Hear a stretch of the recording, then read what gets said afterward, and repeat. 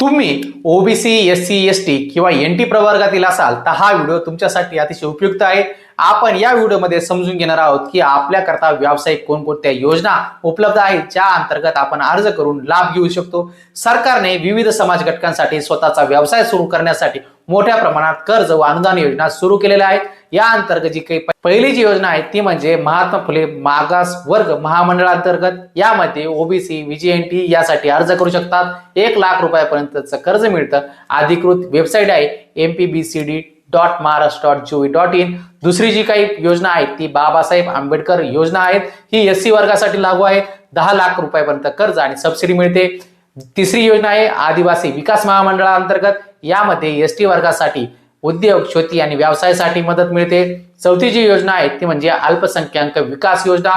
मुस्लिम, Christian, शीख, जैन, बौद्ध या समाजासाठी आहे। यामध्ये कर्ज आणि अनुदान हे आपल्याला मिळत असतं। जर आपल्याला या सर्व योजनांची माहिती पीडीएफ स्वरूपात हवी असेल तर कमेंट करा। 4 योजना पीडीएफ आणि फॉलो करायला विसरू नका। सरकारी योजना अपडेटसाठी आपल्या चॅनल आणि पेजला फॉलो करून ठेवा।